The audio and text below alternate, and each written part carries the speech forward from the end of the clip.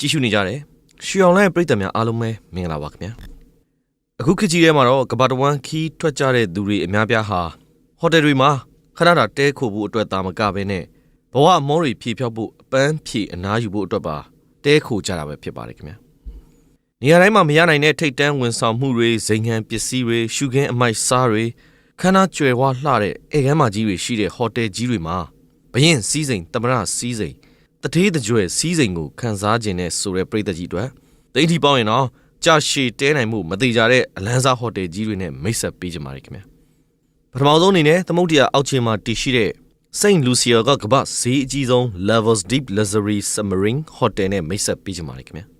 ဒီဟိုတယ်ကတော့သမုဒ္ဒရာအနက်ပိုင်းမှာဇိမ်ကြကြနေရင်းနဲ့ရေနက်ဖျားရဲ့စီးစိမ်မျိုးကိုခန်းစားခြင်းတဲ့သူတွေအတွက်အနမောအပြင်တစ်ခုလုံးရဲ့အလှကိုဟိုတယ်အတွင်းကနေခန်းစားနိုင်မဲ့ကမ္ဘာဈေးကြီးဆုံးဟိုတယ်ပဲဖြစ်ပါတယ်ခင်ဗျာ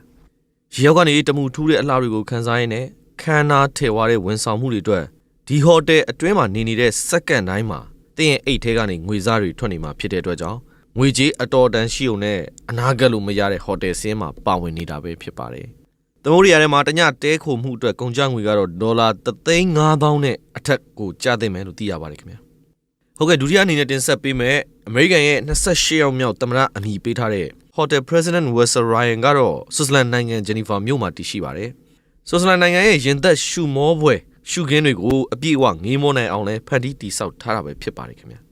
Penthouse Suite Room ရဲ့အကျယ်ဟာ1800 student meter ရှိပြီးတော့အခန်းတွင်းမှာကြီးကားမှန်တွေလဲတက်ဆင်ထားတယ်လို့သိရပါတယ်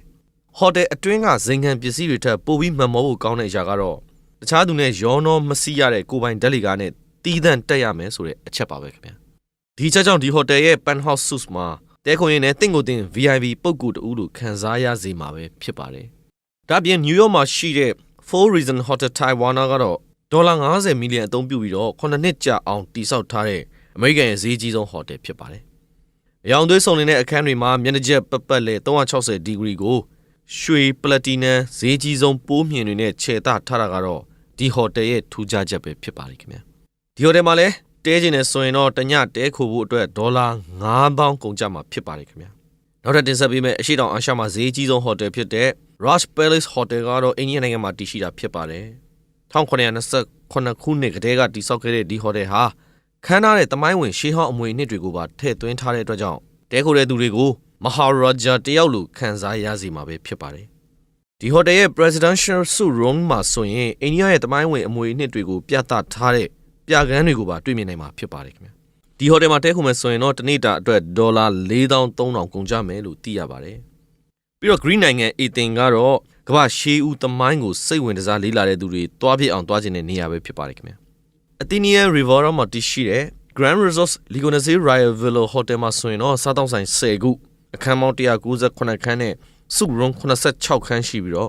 ့အခန်းတိုင်းမှာ Greek ရဲ့ကြွယ်ဝတဲ့စီးစိမ်တွေကတင့်ကိုစောင့်ကြိုနေမှာပဲဖြစ်ပါတယ်ခင်ဗျာ။ဒါပြင် Helicopter နဲ့ကြိုပို့ပေးတာတို့လေပတ်ဖို့ဇိမ်ခံရွက်လီနဲ့ဇိမ်ခံမှန်လုံကားကြီးတွေနဲ့ငှားရမ်းပေးတာစတဲ့အမိုက်စားဝန်ဆောင်မှုတွေကလည်းတင့်ကိုစောင့်ကြိုလျက်ရှိပါတယ်ခင်ဗျာ။တင်းရဲ့ညနေခင်းလေးကိုဒီဟိုတယ်အတွင်းမှာတသားရရာလေးဖြတ်တန်းနေတယ်ဆိုရင်တော့တညနေစာအတွက်တင်းရဲ့လက်ထဲမှာဒေါ်လာ4,000နဲ့အထက်ရှိနေဖို့လိုအပ်ပါတယ်ခင်ဗျာ။ဟုတ်ကဲ့နောက်ဆုံးအနေနဲ့တင်ဆက်ပေးမှာကတော့ Las Vegas မှာရှိတဲ့ Palms Casino Resort ပဲဖြစ်ပါတယ်။အကောင်းစားဟိုတယ်ကြီးပေါ်မှာစတိုင်ကြကြဇိမ်ခံတဲခိုရင်းနဲ့ကာစီနိုဝိုင်းတွေမှာလည်းဆေးဘောလေးကြီးတခဲနဲ့ရှိုးထုတ်ချင်ကြတဲ့သူတွေအတွက် Las Vegas မှာရှိတဲ့ Palms Casino Resort ကတင်းကိုစောင့်ကြိုနေမှာပဲဖြစ်ပါတယ်ခင်ဗျာ။ခန္ဓာထေဝါပြီးတော့တန်ဖိုးဖြတ်ဖို့ခက်တဲ့အသုံးဆောင်ပစ္စည်းတွေနဲ့ဝန်ဆောင်မှုပေးထားတဲ့အပြင်ကို6လောင်မှာရှိတဲ့ Sky Villa မှာမှတဲခြင်းနဲ့ဆိုတဲ့သူတွေအတွက်ကတော့800 student meter ရှိတဲ့ lounge ကြီးလည်းရှိနေပါသေးတယ်။အနုစိတ်ပုံဖော်ထားတဲ့လက်ရာတွေ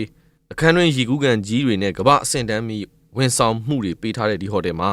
တင်းရဲ့တညတာကိုအစီအစဉ်တွေအများကြီးနဲ့ခန်းခန်းနာနာဖြတ်တန်းနိုင်မယ်ဆိုတော့ကိုတော့ညှိုးစရာကိုလုံးမယ်မထင်ပါဘူးခင်ဗျာ။ဒီဟိုတယ်လေးရဲ့ဈေးနှုန်းကတော့ဒေါ်လာ3,550ဖြစ်တယ်လို့လည်းသိရပါတယ်ခင်ဗျာဟုတ်ကဲ့ပြည်သက်ကြီးတို့အခုတင်ဆက်ပေးခဲ့တာကတော့သိန်းထီစုပေါက်တာတောင်တဲနိုင်မှုမသေးကြတဲ့နတ်ဘုံအလားထင်မှတ်ထားလောက်တဲ့ဟိုတယ်ကြီးတွေအကြောင်းပဲဖြစ်ပါတယ်ခင်ဗျာဟုတ်ကဲ့ဒီလိုဗီဒီယိုလေးတွေကိုအသစ်တင်တဲ့အခါတိုင်းအများအားကြည့်ချင်တယ်ဆိုရင်တော့ကျွန်တော်တို့ရှောင်းလန်းကို Facebook မှာ page တွေကိုဝင်ပြီး like လုပ်ထားလိုက်ပါခင်ဗျာ YouTube မှာဆိုရင်လည်း channel ကို subscribe လုပ်ထားလို့ရပါတယ်ခင်ဗျာ